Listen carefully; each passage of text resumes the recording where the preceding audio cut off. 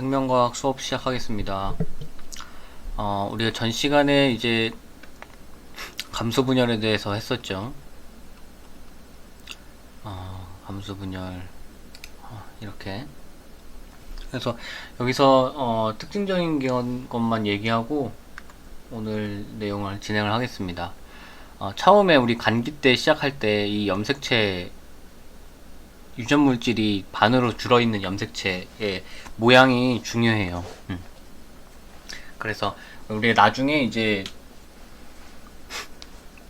이 그림과 유전자와 이 염색체의 이동에 대해서 좀 알게 되면은 훨씬 문제 풀 때 수월합니다. 그래서 요 염색체 모양에서 처음 시작할 때의 형태, 그리고 이제 분열기에서의 형태, 감소 분열 같은 경우에는 감소 1분열 중기 때 적도판 배열되는데, 그때 배열된 형태가 나란히 배열된다. 나란히 배열된다는 건 이가 염색체가 배열된다는 얘기고, 그래서 감소 1분열에서는 상동 염색체가 염색체로 분리가 되고, 2분열에서는 염색체가 염색 분체로 분리가 된다. 이게 제일 중요한 내용이었고요. 나머지 이제 핵상의 변화, 감소 1분열에서 핵상이 반으로 감소한다. 감소 2분열에서는 핵상이 변화 없이 유전 물질의 양만 반으로 감소한다. 이런 기본적인 내용들도 굉장히 중요해요. 요게 있어야 사실은 문제를 잘 풀 수 있으니까, 이 정도 하고, 괜히 이거 쪽지 시험 본다고 하니까 선생님도 좀 마음에 걸리네.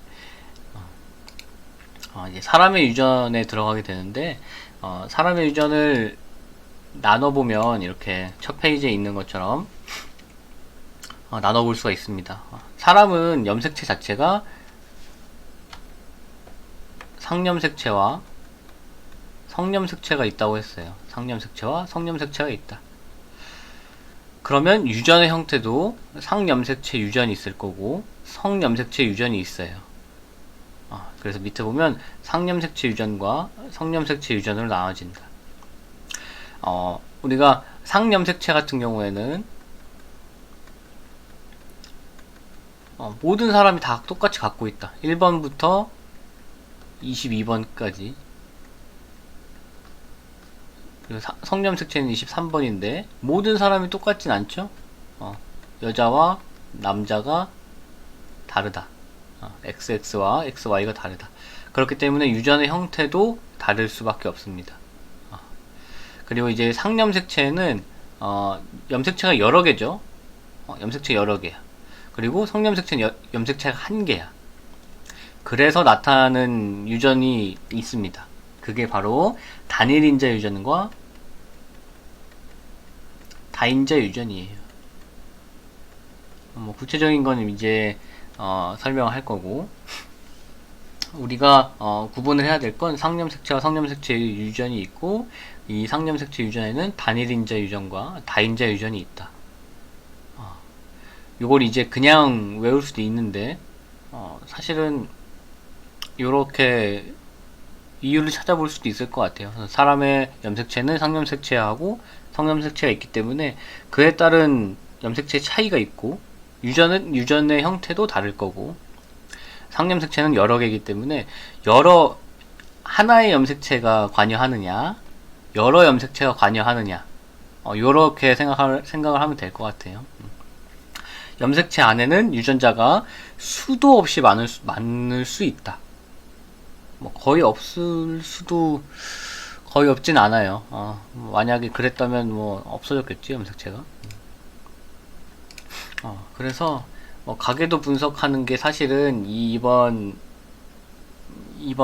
단원에서 제일 중요합니다. 문제도 이제 가계도 문제 나올 거고요.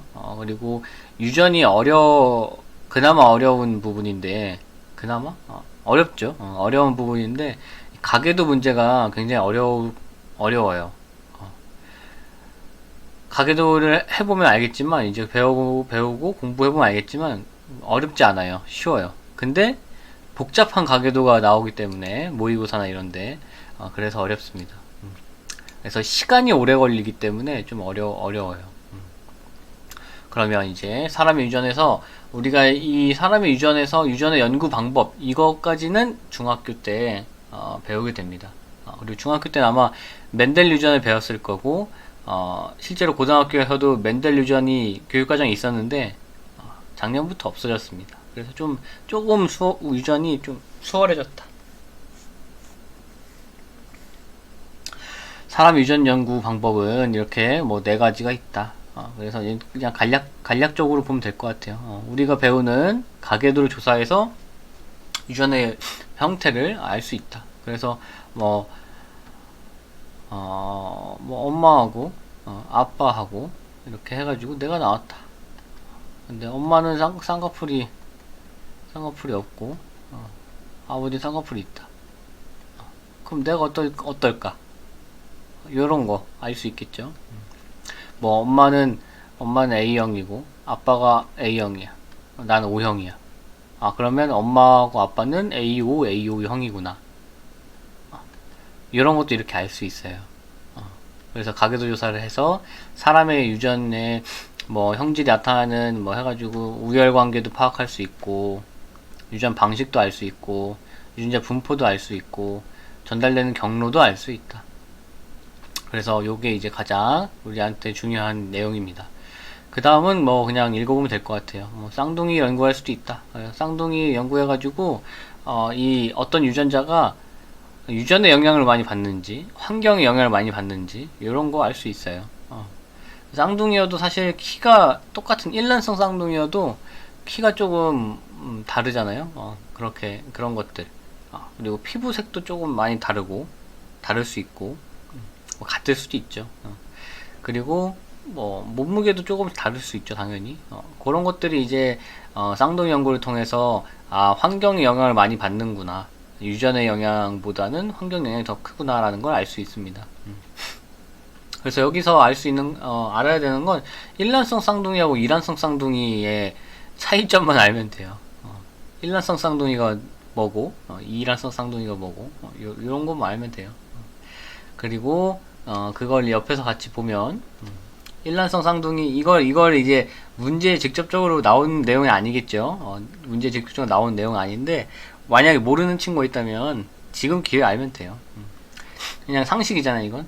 일란성 쌍둥이는 수정란이 하나만 형성돼요.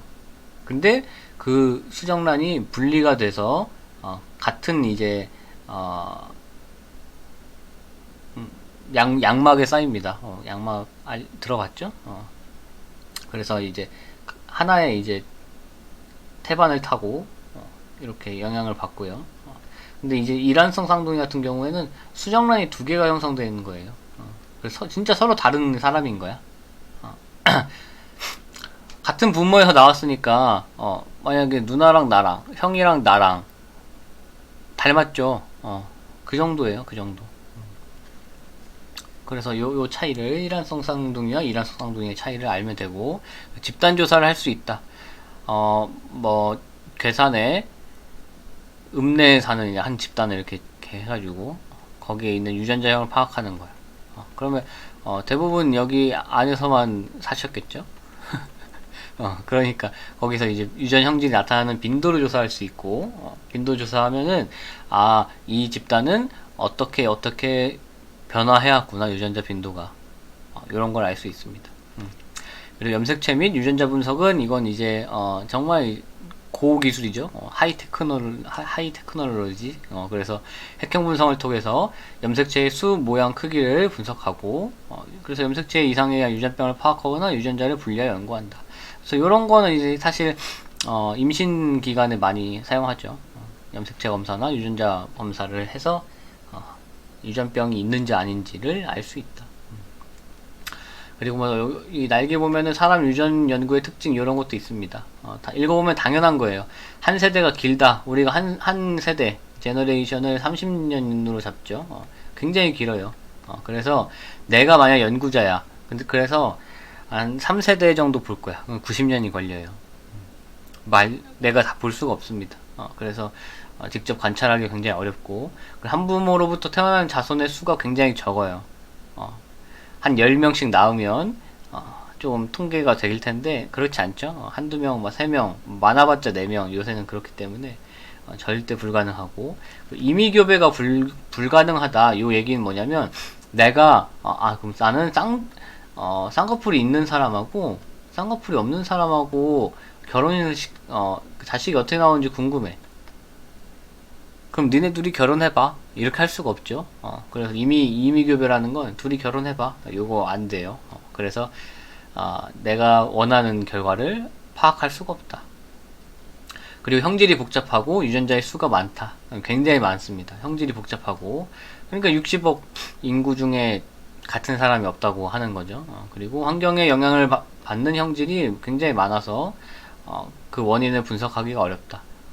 사실 우리가 사람의 유전에 대해서 연구를 할 때 공통적으로 유전되는 것들은 많을 거예요. 근데 별로 그런 것들에 대해서 관심이 없죠. 우리한테 사실 우리 고등학생이 만약에 관심 있는 유전자라고 해도 키, 몸무게, 뭐 얼굴형, 요 정도잖아.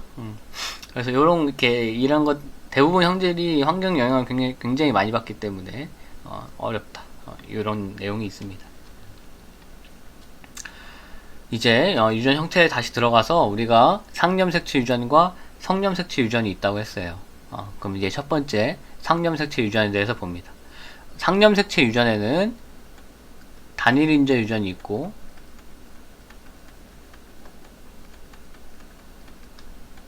다인자 유전이 있습니다.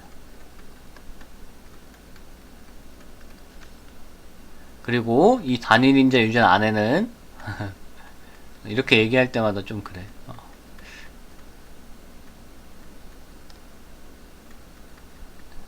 단일인자 유전이 또 있어요. 그리고 복대립 유전이 있다.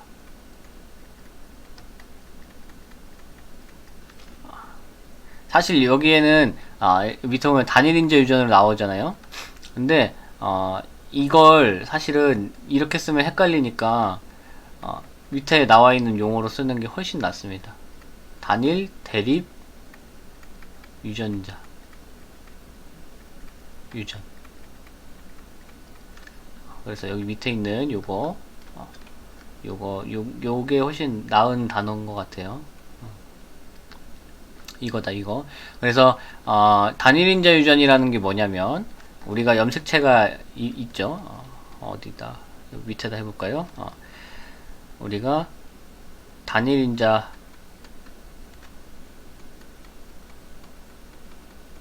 유전이라는 건 뭐냐면, 이렇게 우리 염색체가 있어요. 그리고 여기에 A, 라지 A, 스몰 A 이렇게 그냥 유전자를 내가 그냥 썼어요. 그럼 얘가 쌍꺼풀을 결정한대. 쌍꺼풀을 결정한대. 요런 게 이제 단일인자 유전이에요. 아마 뭐지? 이런 생각이 들 거야. 우리가 이미 알고 있는 유전, 익숙한 유전, 이게 단일인자 유전이에요. 그래서 한 쌍의 대립 유전자가 하나의 형질을 결정하는 것, 한 쌍의 대립 유전자가 하나의 형질을 결정하는 것을 이제 단일인자 유전이라고 합니다. 그래서 한 쌍의 대립 유전자가 하나의 유전 형질에 관여하는 경우이다. 그래서 뭐 멘델 법칙을 따르고 그리고 명확하게 뭐 대립 행동이 나타난다. 그래서 이런 경우에는 당연히 우열 관계가 있습니다. 우열 관계.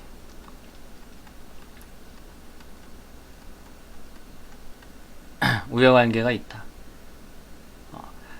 지금 얘기하는 것들이 잘 이해가 안 되면 하나한테 말을 한번 해줘요. 그러면 다음 시간에 문제풀이 하려고 했는데, 문제풀이 전에 멘델 유전이라도 이렇게 조금 간단하게라도 보고 이 유전 설명하고 그러고 문제풀이 할게요. 근데 아무도 얘기 안 하면 다 아는 걸로 알고 안 하겠습니다.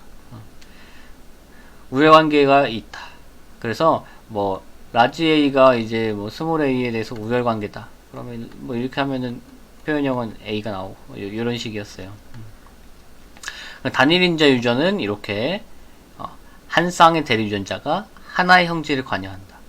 그러면 이제 단일 대립 유전자 유전 하고 복대립 유전하고 복대립 유전하고 보면은 뭐인 차이가 있냐면 이 한 쌍의 대립 유전자에 들어가는 유전자의 개수가 2개냐 3개 이상이냐에 따라서 나눠집니다. 이 얘기 뭐냐면 여기에는 라지 A, 스몰 A를 썼죠? 그럼 이 라지 A하고 스몰 A 2개밖에 못 들어가요.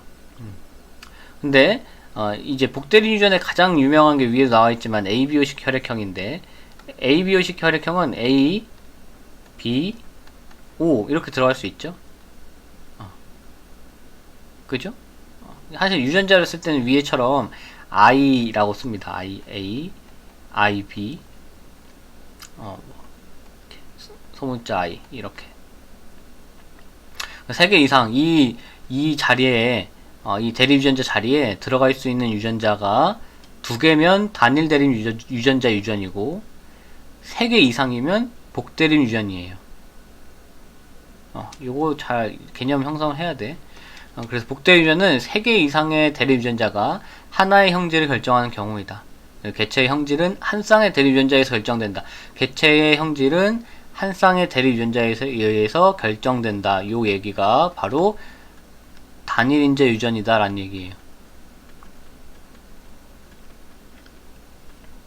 그 대립 유전자의 유전은 뭐 당연히 분리 법칙을 따른다. 그래서 ABO식 혈액형이 제일 유명합니다. 그래서 여기서 보면은 A와 B는 O형에 대해서 우성이며 A하고 B는 우열 관계가 없다. 이 얘기예요. 그래서 A형이 가능하려면 AA 아니면 AO, B형은 BB 아니면 BO, AB형은 AB가 둘 다 있어야 되고, O형이 나오려면 아무것도 없이 O형만 있어야 된다. O 유전자가 있어야 된다. 이런 것들이 있고, 이제는 밑에 보면 이제 다인재 유전이 나와요. 다인재 유전. 우리 단일인재 유전과 다르게 단일인재 유전이 정의가 뭐였죠? 방금 하나의 형질을 결정하는데 한 쌍의 대립 유전자가 결정한다. 한 쌍의 대립 유전자가 하나의 형질에 관여한다. 다인재 유전은 여러 쌍의 대립 유전자가 하나의 형질에 관여한다. 요 차이예요. 그래서 한 가지 형질에 대해 여러 쌍의 대립 유전자가 관여한다. 그래서 그림으로 표현을 하면 우리가 단일 인재 유전은 이렇게 라지 A, 스몰 A 해가지고 하나 쌍꺼풀. 다인재 유전은 여기에 A하고 스몰 A가 있고, 여기는 라지 B하고 스몰 B가 있고, 여기에는 라지 D하고 스몰 D가 있고, 여기에는 라지랑 스몰 E가 있다. 엄청 많겠죠, 유전자가. 얘가 이렇게 하나의 형질에 관여할 수 있다. 지금 하나의 염색체인데 다른 염색체에도 상관없어요. 그냥 여러 유전자가 하나의 형질에 관여하면 돼요. 그래서 다인재 유전의 특징을 보면 여러 개의 유전자가 하나의 유전 형질의 발현에 관여한다. 그리고 여러 개의 유전자에 의한 다양한 유전자 조합이 다양한 표현형을 만들 수 있다. 우리가 단일인자 유전 또는 이제 단일 대립 유전자 유전 요런 거는 라지 A, 스몰 A 요거 2개밖에 없잖아요. 그러면 라지 A의 표현형 또는 스몰 A의 표현형 2가지밖에 안 나와요. 근데 다인재 유전 같은 경우에는 엄청 많은 표현형이 나타날 수 있다. 그래서 이에 특정 유전 형질에서 대립 형질이 뚜렷하게 구별되지 않기 때문에 이렇게 연속적인 형질 분포를 보인다. 평균이 있고 가장 많이 나타나는 경우의 수로 그 다음에는 이렇게 나눠집니다. 여러 유전자가 누적적으로 영향을 줄 수 있으며 환경의 영향을 많이 받습니다. 이 다인재 유전에 의한 형질들은 모두 환경의 영향을 엄청 많이 받아요. 왜냐면 대립 형질이 뚜렷하지 않고 그리고 대부분 그런 것들이 뭐 밑에서 보면 알겠지만 사람의 피부색 이런 거예요. 사람의 키, 몸무게, 피부색, 뭐 지문의 뭐 모양 뭐 지능 이런 것들이 이제 다인자 유전이기 때문에 다양하고 환경 영향을 많이 받게 된다. 그래서 이렇게 피부색 유전이 뭐 가장 유명한 예시가 됩니다. 그래서 우리 피부색 뭐 비교해도 사실 색깔이라는 게 완전히 똑같을 수가 없잖아요. 그러니까 당연한 거예요. 그래서 이 피부색 유전이 지금 여기 보면 100개 이상이래. 100개 이상. 그걸 3개로 한번 줄여봤어요. 3개. 3개로 줄여서 보면은 사람의 피부색이 독립적으로 유전되는 세쌍의 대립유전자, 가상의 세쌍의 대립유전자 A와 라지 A와 스몰 a, 라지 B와 스몰 b, 라지 C와 스몰 c에 의해 결정된다고 가정한다. 대립유전자 라지 A, 라지 B, 라지 C가 많을수록 피부색이 짙어지고 유전자형이 스몰 a, 스몰 a, 스몰 b, 스몰 b, 스몰 c, 스몰 c인 경우 피부색이 매우 옅다. 그러니까 대문자가 많을수록 A, B, C는 중요하지 않아요. A냐 B냐 C냐는 중요하지 않다. 대문자의 수가 많을수록 어떻게 우성 형질이죠? 근데 우성이 열성이 별로 없어요. 뚜렷하지 않으니까 그냥 대문자라고 표현해요. 대문자. 대문자가 많을수록 피부색이 까매진다. 그래서 대립유전자의 수에 따라 결정된다. 유전자의 종류는 관계없다. A냐 B냐 C냐는 아무 관계가 없다. 그냥 그러니까 이게 무슨 말이냐면 라지 A, 스몰 B, 스몰 B, 스몰 C, 스몰 C 이렇게 있고 라지 A, 스몰 A, 라지 B, 스몰 B, 스몰 C, 스몰 C 이런 게 있어요. 그럼 얘네는 표현형이 똑같다라는 얘기예요. 왜? 대문자가 2개 있으니까. 이 얘기입니다. 유전자형이 이런 다 대문자인 사람과 다 소문자인 사람을 결혼해서 태어나는 자녀는 중간색의 피부색을 가진다. 왜냐면 라지 A, 라지 A, 라지 B, 라지 B, 라지 C, 라지 C, 스몰 A, 스몰 A 말 안 해. 이렇게 해요. 그러면 여기서 이 부모에서 자식한테 줄 수 있는 유전자는 당연히 절반이에요. 절반. 3개. 근데 줄 때는 라지 A, 라지 A 이렇게 2개 더 주면 안 되겠죠? 염색체에 지금 이 라지 A, 라지 A 이게 이렇게 있는 거야. 염색체에 라지 A, 라지 A 다른 염색체 있어도 돼요. 라지 B, 라지 B 이런 식으로 있는 거고 이 옆에 사람은 스몰 A, 스몰 A, 스몰 B, 스몰 B 이런 식으로 있는 거예요. 그럼 당연히 이렇게 둘 다 줄 수는 없어요. 이건 안 돼. 하나만 줄 수 있죠. 이렇게. 그래도 이렇게 대문자 A, B, C를 줄 수 있고 이 엄마는 엄마인지 아빠인지 모르지. 이 소문자 A, B, C를 줄 수 있다. 이렇게밖에 못 준다. 그래서 중간에 피부색을 가진다. 그렇다면 라지 A, 스몰 A, 라지 B, 스몰 B, 라지 C, 스몰 C의 유전자형을 가진 남녀가 자손을 낳으면 굉장히 다양하겠죠. 다양할 거야. 그러면 이렇게 서로 이렇게 다른 유전자를 갖고 있는 걸 이형접합자라고 합니다. 이형.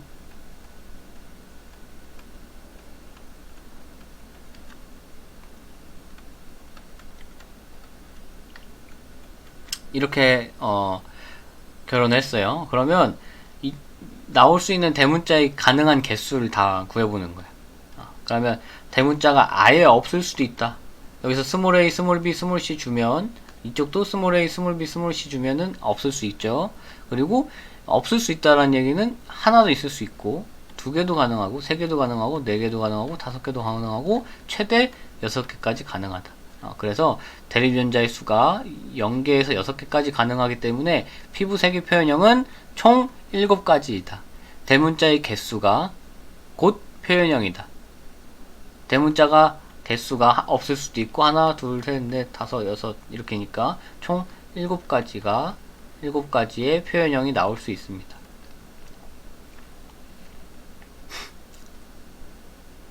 됐죠? 피부색을 짙게 만드는 대립유전자가 3개인 갈색 피부를 가진 사람의 빈도가 가장 높게 나타남을 알 수 있다. 이 얘기는 뭐냐면 이제 중간값이 가장 많이 나타난다. 빈도가. 이거는 실제로 이제 구해본 거예요.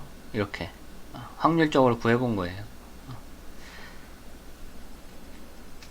우리가 들어갈 수 있는 여기 보면 우리 유전자가 지금 3개잖아. 그러면은 총 들어갈 수 있는 유전자가 6개잖아요. 그럼 여기에 들어갈 수 있는 게 대문자 또는 소문자 2개, 대문자 또는 소문자 두 개. 대문자, 소문자, 대문자, 소문자, 대문자, 소문자, 대문자, 소문자. 경우의 수잖아? 2, 4, 8, 16, 32, 64. 이렇게 된 거예요. 총 나올 수 있는 경우의 수가 64가지다. 그럼 이제 대문자의 개수는, 대문자의 개수는, 이게, 여기 이게 컨비네이션을 쓰더라고요. 이렇게. 6 컨비네이션 제로 이렇게 하나? 뭐, 선생님, 이거, 그거라, 수학이라, 6시 2, 6시 3, 6시 4, 이렇게 해서 구하는 거예요. 왜 또 수학이야? 이러지? 나도 싫어. 근데, 이렇게 안 구하면 오래 걸리겠지? 위에 이제, 1, 6, 15, 20, 15, 6, 1, 요거 구하는 거예요. 이렇게. 이걸로. 컨비네이션으로. 사실, 이 정도는 나보다 니네가 훨씬 잘하더라고. 그거를 이제, 알 수 있으면 되겠습니다.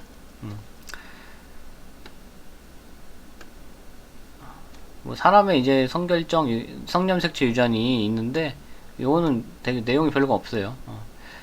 내용이 별거 없어요, 사실. 여기까지 해서 상념색체 유전이 끝나요. 여기 보면은 사실 밑에 가계도 형태 기호가 있어요. 이것도 뭐 중학교 때 했던 거지. 결혼하면 이렇게 연결하고 부모, 밑에 있으면 자손. 요게 이제 조금 추가됐죠. 일란성 쌍둥이면 이렇게 나와서 하나에서 뻗어나오고, 이란성 쌍둥이는 아예 남이니까 바로 갈라져 나온다.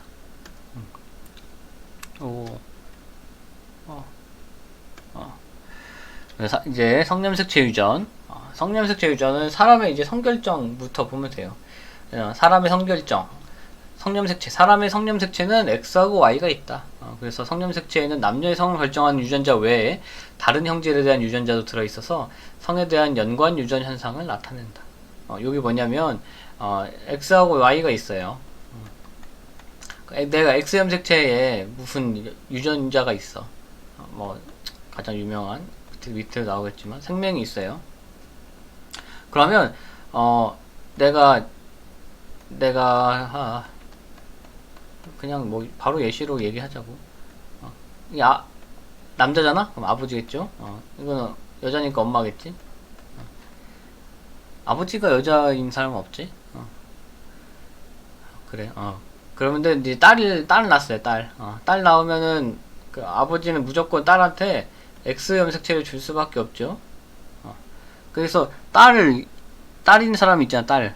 딸인 사람은 여자인 사람이지. 여자인 사람은 무조건 아버지한테 X 염색체를 하나 받은 거예요. 그래서 이게 생명이면 생명 유전자가 딸한테는 무조건 줄 수밖에 없습니다. 근데 엄마는 둘 중에 아무거나 주겠죠. 이렇게 연관 유전 현상을 나타낸다. 연관이랑 같이 딸려 들어간다라고 생각하면 돼요.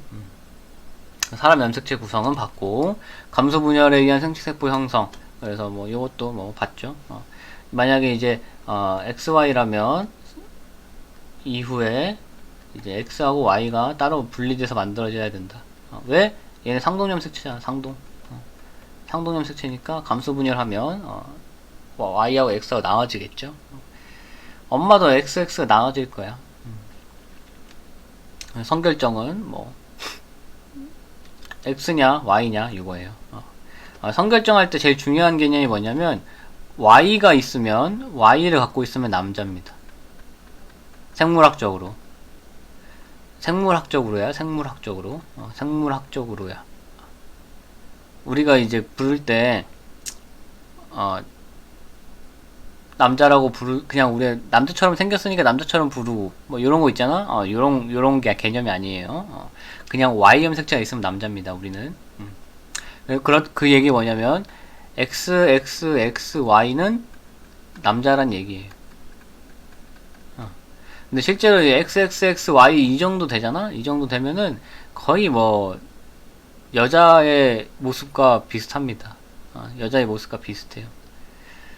뭐 그 대신 이제 임신이 안 되고 뭐 그렇겠지. 그래서 X염색체에 의한 유전을 반성유전이라고 합니다. 반성유전. 단어가 이래요. 반성유전. 특정 형질을 결정한 유전자가 염색체인 X염색체에 있으면 남녀에 따라 X염색체의 수가 다르기 때문에 유전 형질이 발현되는 빈도도 달라진다. 빈도가 달라진다. 요거는 사실 이제 실제로 오프라인 수업하면서 이제 해보면 되는데, 어떻게 보면 X염색체에 있으면 남녀에 따라서 X염색체의 수가 다르다. 그래서 발현되는 빈도가 달라진다. 이게 보면은 위에서 했던 거 그대로 하면, 아버지가 이제 여기에 생명유전자가 있다. 엄마는 생명유전자가 하나 있다. 근데 생명은 열성이다. 아이고, 열성이다. 그래서 엄마는 라지 A, 스몰 A 이렇게 갖고 있는 거야. X염색체 위에. 그렇게 해서 자식을 낳으면 아들이 남자가 있고 여자가 있겠죠? 아들, 딸이 있겠지? 아들이라고 할까? 아들이 있고 딸이 있을 거야. 그러면 아들에서 나올 수 있는 건, 아들은 Y밖에 없죠? 아버지한테서는 Y밖에 못 받지. 아들이니까 Y가 꼭 있어야 될 거고, 엄마 쪽에서 줘야겠지? 그럼 엄마 쪽에서 X 라지 A, X 스몰 A 이렇게 오죠. 딸은 아빠한테서는 무조건 스몰 A를 받을 수밖에 없다. 엄마한테는 라지 A를 받는다. 그리고 이렇게 스몰 A, 스몰 A 이렇게. 이게 이제 세대가 지속되면은 빈도가 이제 달라지게 되는 거예요. 여기선 똑같네. 예시를 잘못 들었네요. 얘도 2분의 1이고 얘도 2분의 1이네. 근데 이 하나가 있으니까, 이 하나가 있으면 남자는 이 유전자 하나만 갖고 있어도 생명이 되는 거야. 근데 여자는 하나 갖고 있으면 생명이 안 돼. 두 개 다 갖고 있어야 돼. 열성 형질 같은 경우에는. 이러면은 이제 남자와 여자하고, 그렇죠. 그래서 이런 경우, 성염색체 열성 유전 같은 이런 정록 생명하고 혈우병 유전, 요런 게 이제 성염색체 열성 유전인데, 성염색체의 열성 유전, 요런 것들이 이제 남자한테 많이 나타날 수밖에 없어요. 여자는 조금 덜 나타난다. 그 이유가 요거다. 그 정록생명 유전은 뭐 X염색체에 있고, 방금 설명했죠. 남자의 경우에는 정록생명 대리 유전자가 한 개만 있어도 한 개만 있어도 되는데, 여자는 하나만 있으면 안 돼요. 그리고 두 개가 있어야만 정록생명이 된다. 근데 보면은 이렇게 없는 경우, 아무것도 없는 경우, 그리고 하나 있는 경우, 똑같이 생명이 아니에요. 정상이에요. 정상인데 그냥 정상이라고 넘어가면은 사실 안 되죠. 우리는 연구하는 사람으로서 안 돼. 의미가 다르잖아. 의미가. 이 여자는 생명 유전자가 아예 없어. 그래서 줄지도 않아. 근데 이 사람은 자기는 생명이 아닌데 줄 수는 있어. 그래서 다르게 얘기해야 돼서 이 사람을 보인자라고 합니다. 보유한다. 인자를. 아닌가? 그래요. 그래서 여자보다 남자에서 생명의 확률이 훨씬 높다. 그래서 이 가계도 해석은 유전 형질이 열성인 경우 또는 우성인 경우 이렇게 다르게 해석을 할 수 있습니다. 그래서 이거를 선생님은 사실 똑똑한 편이 아니어서 머리에 좋지도 않고, 그래서 이거를 사실은 할 때마다 다시 파악을 해요. 근데 시간이 좀 오래 걸리긴 해. 근데 좀 빨리 하는 사람들을 보면은 이걸 그냥 외워버리더라고요. 이걸 그냥 외워버리더라고. 어머니가 유전 형질을 갖고 있으면 아들도 유전 형질을 가진다. 딸이 유전 형질을 갖고 있으면 아버지도 유전 형질을 가진다. 아버지가 유전 형질을 갖고 있으면 딸도 유전 형질을 가진다. 그리고 아들이 유전 형질을 갖고 있으면 어머니도 유전 형질을 가진다. 이런 것들 이제 스스로 한번 가계도를 그려서 이게 맞나? 한번 확인을 한 다음에 외우면 더 잘 외워질 거라고 생각이 듭니다. 그래서 이렇게 우리가 앞으로 나오는 이 파트, 가계도 파트에서 나오는 문제는 대부분 이렇게 나와요. 이렇게 나옵니다. 그리고 이제 가계도 분석하는 것도 이렇게 할 수 있습니다. 우열관계를 분석한다. 그 상념색채 유전인지 성념색채 유전인지 판단한다. 요게 이제 요 순서 있죠? 요 순서. 요 순서가 굉장히 중요합니다. 요 순서가 굉장히 중요하다. 가계도를 분석할 때 무조건 처음에는 우열관계를 분석해야 돼요. 우열관계. 두 번째는 상념색채 유전인지 성념색채 유전인지 판단해야 됩니다. 그 다음에는 이제 다 나머지 유전자형을 써보면 되겠다. 그럼 되겠죠? 이 부분은 사실 문제 많이 풀어봐야 돼요. 문제 많이 풀어보고 가계도 문제 많이 풀어보고 가계도 많이 해보고 이렇게 해야 되기 때문에 아까 얘기했듯이 멘델 유전이 좀 생각이 안 나거나 그런 우리 시험 범위는 절대 아니에요. 멘델 유전은 우리 시험에 안 나옵니다. 절대 안 나와요. 안 나오는데 용어는 나올 수도 있어요. 분리의 법칙을 따른다. 방금 나왔던 것처럼. 분리의 법칙이 뭐냐? 이렇게는 안 물어본다는 얘기야. 근데 우리 우열의 법칙, 독리의 법칙, 분리의 법칙 이런 것들은 다 요런 단어 정도는 나올 수 있습니다. 그래서 요런 게 어려우면 간략하게라도 하면 되니까 필요 없으면 안 하려고 따로 필요하면 말을 해주고 다음 시간에는 문제 조금 풀어보고 그리고 이 사람 유전 이번 단원에서 배운 이 사람 유전에 대한 문제풀이를 할 거예요. 저번 단원 있잖아. 세포 분열하고 요 유전자 하는 거 이거는 다다음 주에 할 거예요. 다다음 주에 그때 우리 3반 친구들한테 얘기했지만 3반 친구들은 이제 추석 때문에 강의 안 들어도 되는데 우리 1시간 더 들어야 돼요. 4반 친구들은 우리 화요일날 들어가지고 그래서 그때 이제 문제풀이 영상 올려놓고 3반 친구들은 볼 거면 보고 말 거면 말고 4반 친구들은 그 영상 보고 출석 확인하면 될 것 같아요. 그래서 그때 이제 세포 주기, 세포 분열에 대한 문제풀이 할 거고 내일은 이제 다음 시간에는 사람의 유전에 대한 문제풀이를 하면서 가계도 위주로 보고 그 다음에 우리 다음 주에 등교 계약하면 첫 시간에는 세포 분열 그거 종이 백지에 써보는 거 그거 수행평가 할 거고요.